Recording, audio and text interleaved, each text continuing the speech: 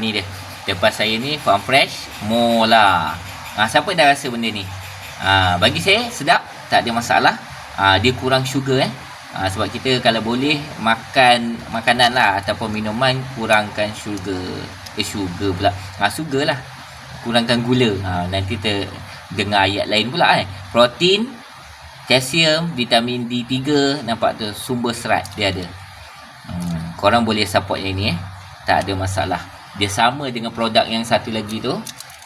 Cuma dia punya daripada segi kemanisan dia kurang sedikit.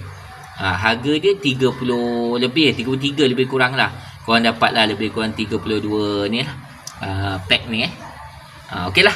Kalau berminat, korang boleh tekan saja. Korang boleh tengok. Kalau dapat promosi, lagi terbaik. Ciao.